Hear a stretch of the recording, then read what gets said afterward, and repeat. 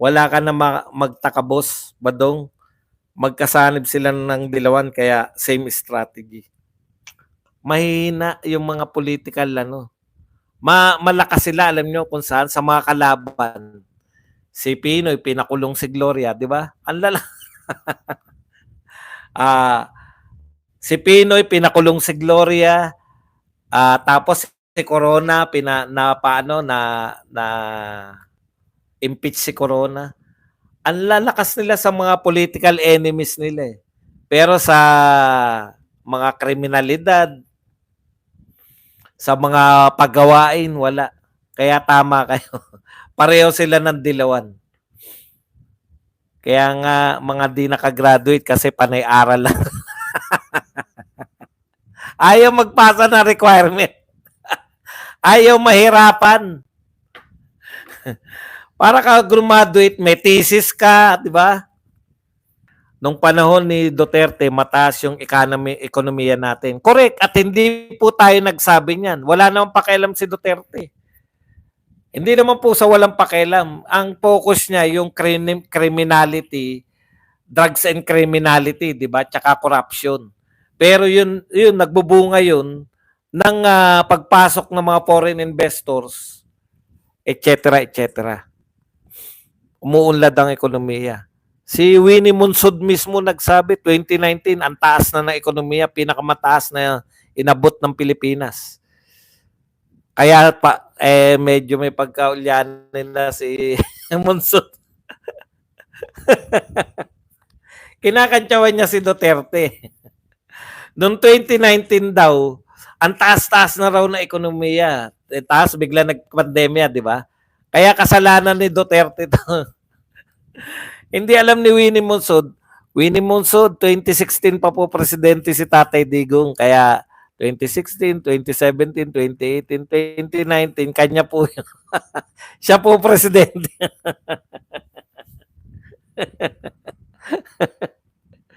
Yun ang pinagtatawanan ko ng araw eh. Babanatan nyo si Duterte na bumagsak kay Duterte yung ekonomiya. Pinakamababa daw yung ekonomiya natin kay Duterte. Kasi baba daw no World War II. Pandemya po eh. Pero sa kanya rin galing, 2019, pinakamataas. O ano ibig sabihin? Panahon ni Duterte, tama, sakto. Wala kasi ni Lola Winnie 1986 pa. Yung pandemic, buong mundo apektado na community. Kaya po, tama yung direksyon ni Tatay Digong. Tama rin yung paggasta. Namuhunan tayo sa infrastructure. Bakit? Naaral na ni Tatay Digong niya, walang bansang umunlad na hindi tumutok sa infrastructure. Di ba? Wala pong bansa. Pero walang bansang umunlad na ang tinutukan ay pamimigay ng ayuda. Ayan, totoo. Pag-aralan nyo po lahat ng bansang umunlad. Wala po yan yung pangunahin mong proyekto, ayuda. Kaya dun pa lang eh. Dun pa lang po. Yung isa si Duterte infrastructure, eto ayuda lang. Mas magastos pa. Kaya talagang uutang ka lang na uutang. Pinamimigay mo lang yung pera eh. Eto, namumuhunan ka eh. Boss, mataas lang ang pangarap nila, tumaas ang ekonomiya natin. Nangangarap, nagpaplano. More blessings, Madam Being Beng. Good afternoon, sir. Badong, nakikinig po habang naglilinis ng terrace. Wow, may terrace. Yayamanin si Ma'am. Yayamanin pala to si Ma'am Beng Patrick. Naglilinis ng terrace. Si Auntie Claire, bilis ibuka ng bibig, hindi na pinag-iisipan ng mga sasagot. Hindi niya alam na pinapahamak niya si BBM. Masyadong defensive, hanggang kailan kaya magsisinungaling si Auntie Claire. Yung pagiging defensive niya, akala niya siguro kasabay niya lang pumasok sa gobyerno si BBM. Nasa gitna ka na pumasok. Kaya pag sinabi mong aaralin, anak ng pupa, ibig sabihin, wala talaga kayong pinatutupad na para tugunan yung transpo. Yung problema ng mga nagrarally ngayon, nagwewelga, Hindi nyo tinutugunan. A weak president once said, anong gagawin natin? Correct, correct. Kung yung 500 billion ayuda nilaan sa modernization ng jeep, sagot ng government ang half price ng modern jeep, eh may napalaan tao, sobra pa yung 500 billion. Sobra po yan. Yung 500 billion na pinang-ayuda natin sa loob na isang taon, kaya na po nun, sobra-sobra pa yung Mindanao Railways. Ganun po kalaki yun, yung pinangbibigay natin na ayuda. Mindanao Railways. Meron na sana kayong, marami na sana na-create na trabaho yan. Yung Mindanao Railways na yan. Tatandaan nyo kung sinabi ni Ms. Kitty Duterte na walang iiyak at re-rest back tayo sa Mayo 12, straight 10 para sa PDP laban, candidates for Senator Sir Badong. Bakit ang lakas ng loob ng nasa government ngayon, boss? Parang permanent na sila dyan. Eh, yan yung ano nila eh. Akala nila, mai-eliminate nila yung mga Duterte. Huwag tayong pumayag. Ang first step po natin, bukod sa pagrarally, bukod sa pagpe-prayer rally na sa tingin natin ay makapangyarihan, no? Eh, bumoto rin tayo ng 10 yung Unit 10. Yung U10 natin sa Amayo. Yung amo ko dito, Coke Zero ininom at diabetic pa. Head doctor siya. Lakas pang uminom. Yung binawal lang ng asawa niya, mga kakatakot civil war. Ang trabaho ni Auntie Claire siraan ng mga Duterte. Trabaho niya pag malaki ang nagawa ni BBM, kaso wala. Tutok na lang sa mga Duterte. Kasi masisiraan mo yung tao, may hangganan yung paninira eh. Pwede kang manira ng manira. Tignan nyo si Duterte, effective yung paninira. Nadurog niya yung mga dilawan. Paano hindi maging effective? Naniniwala sa kanyang tao. Pero paninira ka lang, wala naman nakitang ginagawa mo. Wala rin yan. Boss, isasara daw ang NLEX sa March 24 to 28. Wala na tayong problema dyan kahit na anong gawin nila sa buhay. Ang importante sa inyong mga lugar, i-celebrate nyo yung ano ni Tatay Digong, yung birthday. Hindi talaga yan Pilipino si Boboim Serbadong kasi wala siyang pakialam sa nararamdaman natin, traidor talaga. Ayon kay Ruru. BBM Project, magplano lang ng magplano. Sana wag kang magre-resign, Auntie Claire, para may laughing stock kami parati. Gusto ko nga si Auntie Claire eh. Nababawasan. Andali makakuha ng topic. Lahat ng sasabihin ni Auntie Claire, topic mo na agad. Dapat wag muna umuwi si PRRD sa Pilipinas dahil ang panahon ngayon na history repeat itself. PDP lineup tayo lahat. Sa lahat ng spokes, alam niyo po, masakit lang po itong sasabihin ko, no? Pero yung mga katulad ni Tatay Digong, hindi niya lang po iniisip yung ngayon eh. Nag-iisip rin po yan. Sabi nga sa inyo, advance siya mag-isip, di ba? Nag-iisip po yan beyond ng ating... Imagine niyo po ba kung ano mangyari kay Tatay Digong? Pagka, alin man, no? Namatay siya sa ICC, doon sa the Netherlands, o namatay siya rito sa yung sinasabi ni BP Inday. Na-imagine nyo kung anong mangyari. Mas magiging mas dakila siya kay Ninoy, mas dakila pa siya sa mga established. Lahat siya ng pinakadakilang presidente sa lahat. Namatay siya ng ano eh. Alam niyo yung binibintang sa kanya, napakagandang proyekto para sa mga pangkaraniwang Pilipino. Hindi naman po siya pinakulong dahil alam niyo bakit proud ako kay Tatay Digong. Hindi po siya nakulong, hindi po siya itinakwil ng tao, hindi po siya produkto ng people power na kaya siya napalaya sa Pilipinas. No? Hindi po siya produkto ng nagalit yung mga tao kaya hindi. Mahal na mahal nga siya ng tao. Kaya siya kaya siya nakulong dahil sa napakagandang proyekto niya na War on Drugs. Imaginein po ninyo, 50 years from now, pag-uusapan, magtataka yung mga tao, bakit yung presidente na nag-war on drugs, yun pa yung pinakulong sa ICC? Hindi po siya dahil sa nagkamal ng bilyong-bilyong pera. Karamihan po ng mga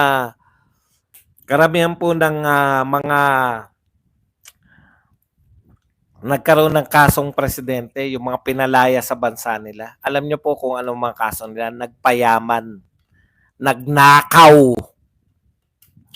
Ulitin ko po, nagnakaw. Si Duterte lang po ang nakulong. Dahil sa legal na kautusan na mag-conduct tayo ng war on drugs. Dahil sa kanyang magandang proyekto na nagpatahimik. Aminin nyo't hindi, tumahimik po ang Pilipinas dahil sa proyekto ni Duterte. Dahil dyan, siya ay nakakulong ngayon. Puta, wala nang mas pa-proud doon. Wala nang mas dadakila pa ron. Kasi kung nagpayaman ka dahil tapos sasabihin mo, pinagbintangan lang kami, pinag-initan lang kami dahil magnanakaw, pero alwan ng buhay nyo. Hindi magnanakaw ang mga magulang ko, pero puta, ang alwan ng buhay ninyo, pare-pareho. Ang hirap po, alam nyo po yung pagnanakaw, yung pagiging marangyang pamumuhay, ang hirap pong itago niyan. Yung sinasabi nila, meron na Meloso po, na bakit si Tatay Digong napakasimple pa rin kung totoong nagkamalya ng bilyon-bilyon nung presidente siya. Bakit nakatsinelas? Bakit ganun ang itsura? Napakasimpleng tao, no? Tinatago lang niya. Ganun yung katwiran, di ba? Tinatago lang 'yan. Tinatago. 80 anyos na sa Tatay Digong. Ano niya yung kayamanan nang hindi man lang niya ma-enjoy? Bakit mo itatago yun? Wala pong magnanakaw na kaya ka nga nagnakaw eh. Gusto mong maging maalwan ng buhay. Magnanakaw ako pero mananatili akong simpleng pamumuhay. Hindi ako bibili ng mga magagandang sasakyan, magagandang bahay. Dahil itatago ko sa baul para hindi nila ako mapagbintangan na magnanakaw. Hindi po totoo yan. Lahat po ng karangyaan na nakikita po yan sa lifestyle. Kaya yan yung pinaka-the best na pambanat natin. Wala sila maibintang na magnanakaw si Duterte. Kung hindi mo ikinanakaw yung mga proyekto mo na inuusig ka, kung ikaw inuusig ka dahil sa ginawa mo ng presidente ka at hindi mo ikinayaman yung ginawa mo na yan, totoo yung ginawa mo. Ngayon, pinasasama nila, Lord of all drug lords. Utot nyo. Ini-eliminate lahat ng kalaban.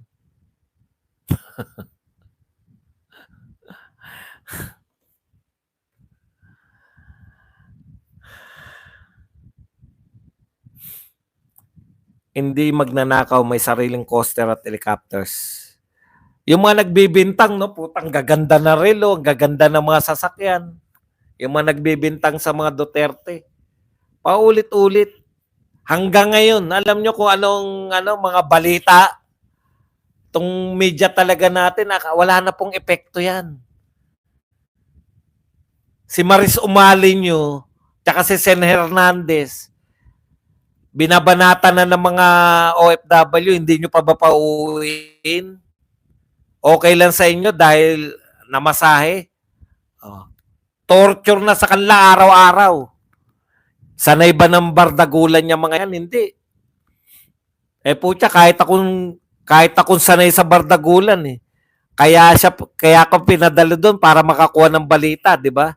Pero maglalakad ka lang, bayaran. Ganun maririnig mo.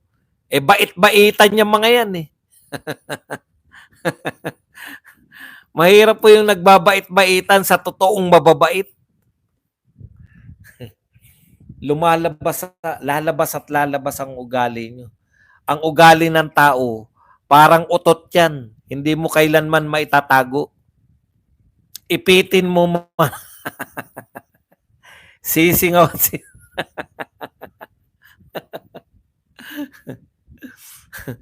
Bintang kayo na magnanakaw yung mga Duterte dahil dyan sa ni VP Sara. Magpakita kayo ng lifestyle ni VP Sara na hindi karapat-dapat.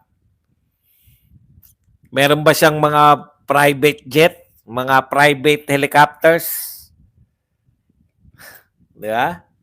Simplihan lang natin. Ang pang-intindi. Pag naging marangya ang buhay ng mga ni VP Sara, dyan yung banatan na magnanakaw dahil dyan sa confidential fund. Walang katapusang confidential fund. Ngayon naman daw, yung mga amoy suka naman daw. Di ba dinimanda nyo na? Kung ako sa GMA at ABS para maalis yung galit ng tao kina Maris at Sen, kausapin nila Malacanang at padala sa Netherlands si ating Claire. Meron nga ako nakita podcast ata ng mga gulat na gulat sila sa crime against humanity na pala ang pagpuksa sa drug lord at drug cartel. Correct. At crimes, alam niyo po yung mga crimes against humanity, talagang very shocking po kung pagpatay po yung pinag-uusapan, talagang by thousands po yan. Biruin nyo, ilang years ba yung pinag-uusapan natin? 11 years? Mula mayor hanggang 11 years. Crimes against humanity na 11 years na 43. Ilang years ba yung pinag-uusapan na nga natin? 43 lang ang namatay. Hindi ko po nilalang yung 43. Pero span po na 10 taon na lang para madaling kwentahin. 4.3 lang. 4 na tao lang ang namamatay sa loob ng 1 taon. 4 na tao sa 1 taon. O wala pang 4 na tao dahil 11 years eh. Mahina ako sa quotation. I-round up na natin. 4 na tao. Crime against humanity yan. Sir Bad, ano po bang kapatid ng sinungaling? Magna. Magnanakaw. Uminit talagang ulo ko dyan kay Maris Umali nung sinabihan niyang matanda Sir Bingbong Medalda at lahat tayo tatanda Maris Umali utot mo. Hindi, nangangatwiran nga yung mata daw yon mata. O di kahit mata yung pinatutungkulan mo. Kahit na mata. Pinikit daw yung mata nung nakita siya. Ano ibig mo sabihin? Star for all season ka, ikaw pa intindihin na kunwari nagsakit-sakitan? Dalawa ibig niya sabihin, ayaw magpa-interview sa kanya, kaya nagsakit-sakitan, kaya pinikit ang mata kunwari. O mata na, wag na yung matanda. Mata na, mata. Yung sa argumento mo na mata, pinikit yung mata nung ako'y nakita. Anong gusto mong palabasin? Ayaw magpa-interview sa'yo? O kaya nagsasakit-sakitan kunwari para hindi mo ma-interview? Yan. Yung asawa din ni Maris Bosbas, grabe makabanat sa mga Duterte. Talagang ganun. Kaya nga niya nakuha si Maris eh. Pag na tayo makialam sa love story, biro lang sa love story. Talagang ganyan. GMA ka ba naman? Mataas yata si Arnold Flavio, di ba? Puta si Arnold Flavio nga eh. Sinabihan na ni Balabagan na ano sinabi ni Balabagan? Pinagsamantala. Lambino, Hinlo, Batogo, Bondok, Rodriguez, Marcoleta, Kibuloy, Doktor, Epektibo, Mata, Solid, PDP 10, U10. Yan. U10 tayo, U10. Happy birthday po, Tatay Digong. Saan kaya masarap mag-birthday? Malaki ba yung yung marami bang pagkilos diyan sa Davao City? Parang gusto ko sa Davao City nila.